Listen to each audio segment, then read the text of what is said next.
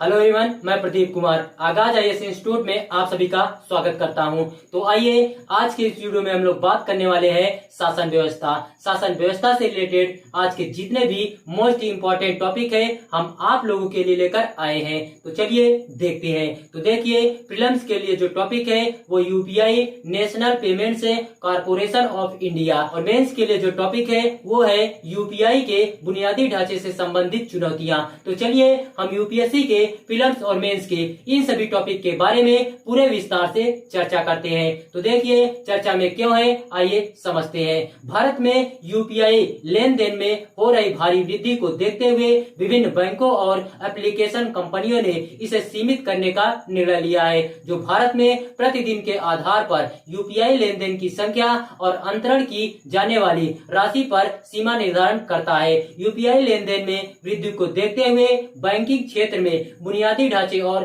तकनीकी क्षमताओं के निरंतर विकास एवं सुधार किए जाने की आवश्यकता है। यूपीआई भुगतान पर दैनिक सीमाएं क्या है, आइए देखते हैं। भारतीय राष्ट्रीय भुगतान निगम national payment corporation of India NPCI ने वर्ष 2021 में एक दिन में कुल 20 लेन देन और 1 लाख रुपए की सीमा निर्धारित की, जबकि बैंकों और एप्लीकेशनों द्वारा अपनी लगन सीमाएं लागू करने से इसमें और जटिलता आ गई है। उदाहरण के लिए आईसीआईसीआई बैंक 24 घंटे में 10 लेन देन की अनुमति देता है, जबकि बैंक ऑफ बड़ौदा और एचडीएफसी बैंक एक दिन में 20 लेन देन की अनुमति देते हैं। पूंजी बाजार, संग्रह, बीमा और अग्रेसित आवक प्रेषण जैसी लेन देन की कुछ विशिष्ट श्रेणियों के लिए यह सीमा 2 लाख रुपए से अधिक है। आईपीओ के लिए यूपीआई आधारित अवरुद्ध राशि द्वारा समर्थित अनुप्रयोग और खुदरा प्रत्यक्ष योजनाओं के लिए प्रत्येक लेन देन की सीमा दिसंबर 2021 से बढ़ाकर 5 लाख रुपए कर दी गई थी। भारतीय राष्ट्रीय भुगतान निगम एनपीसीआई क्या है, आइए हम लोग देखते हैं। सबसे पहले हम लोग इसका परिचय जानते हैं। तो देखिए, यह भारत में सभी खुदरा भुगतान प्रणालियों के लिए शासी संगठन के रूप में कार्य करता है। इसकी स्थापना भारतीय रिजर्व बैंक आरबीआई और भारतीय बैंक संघ इंडियन बैंक एसोसिएशन आईबीए के दिशा निर्देश एवं सहायता से की गई थी। उद्देश्य क्या है, आइए देखते हैं। सभी खुदरा भुगतान प्रणालियों के लिए मौजूदा एकाधिक प्रणालियों को एक राष्ट्रव्यापी सामान और मानक व्यवसाय प्रक्रिया में समेकित एवं एकीकृत करना, देश भर में आम आदमी को लाभ पहुंचाने और वित्तीय समावेशन को बढ़ावा देने के लिए एक किफायती भुगतान तंत्र की सुविधा प्रदान करना। यूपीआई भुगतान में समय के साथ किए गए बदलाव क्या है, आइए देखते हैं। भारत में नोटबंदी के बाद नगद लेन देन के विकल्प के रूप में यूपीआई भुगतान को काफी लोकप्रियता मिली। मई 2018 से मई 2023 तक लेन देन में मात्रा की तुलना में संख्यात्मक स्तर पर अधिक वृद्धि हुई। मई 2018 में यूपीआई लेन देन मूल्य 33,288 करोड़ रुपए 1,756 रुपए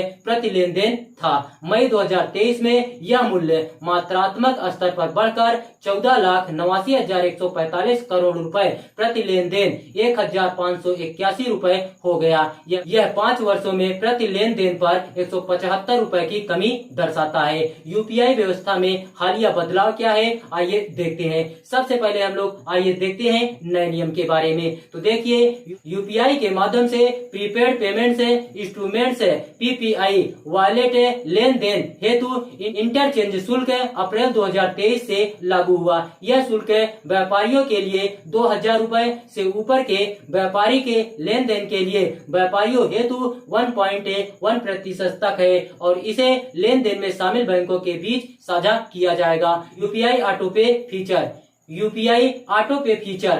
फीचर 5,000 रुपए तक के भुगतान के लिए ग्राहक सुविधा और व्यापारी प्राधिकरण को बढ़ाता है। सहयोग क्या है, आइए देखते हैं। एनपीसीआई ने सिंगापुर, संयुक्त अरब अमीरात और भूटान और जापान जैसे कई देशों के साथ भागीदारी की है, ताकि यूपीआई का उपयोग करके सीमा पार से भुगतान को सक्षम किया जा सके। उपयोगकर्ताओं और बैंकों पर इन रुझानों के प्रभाव क्या है, आइए देखते हैं। सबसे पहले हम लोग समझते हैं सकारात्मक प्रभाव। आइए देखते हैं। सुविधा और दक्षता। स्मार्टफोन के माध्यम से त्वरित और परेशानी मुक्त डिजिटल लेन देन। वित्तीय समावेशन। व्यक्तियों की डिजिटल भुगतान तक पहुँच। नकदी पर कम निर्भरता। जोखिम को कम करना और अवैध लेन देन के समस्या का समाधान करना। पारदर्शिता में वृद्धि। पारदर्शिता में वृद्धि। वित्तीय गतिविधियों पर नजर रखना और निगरानी करना। डिजिटल अर्थव्यवस्था को बढ़ावा। डिजिटल उद्यमशीलता और नवाचार को बढ़ावा देना। नकारात्मक प्रभाव क्या है, आइए हम लोग देखते हैं। सबसे पहले हम लोग उपयोगकर्ताओं पर देखते हैं। तो देखिए, पेटी कैश है। पेटी कैश के विकल्प के रूप में यूपीआई। पेटी कैश की जगह छोटे लेन देन के लिए उपभोक्ता तेजी से यूपीआई का उपयोग कर रहे हैं। यह समय के साथ प्रति लेन देन मूल्य में गिरावट की प्रवृत्ति को दर्शाता है। सीमित लेन देन लचीलापन। सीमित लेन देन लचीलापन क्या है, आइए देखते हैं। यूपीआई लेन देन पर विभिन्न ऐप्स और बैंकों द्वारा निर्धारित सीमाओं का जटिल वेब भ्रम पैदा करता है और लेन देन की मात्रा एवं मूल्य के संदर्भ में उपयोगकर्ताओं के लचीलेपन को प्रतिबंधित करता है। उपयोगकर्ताओं की आवश्यकता के अनुसार लेन देन करने की उनकी क्षमता को प्रभावित कर उन्हें अलग अलग सीमा के माध्यम से लेन देन करने को बाध्य होना पड़ता है। लेन देन में वृद्धि। आइए समझते हैं। यूपीआई भुगतान में वृद्धि को बनाए रखने के लिए अपने बुनियादी ढांचे और तकनीकी प्रणालियों को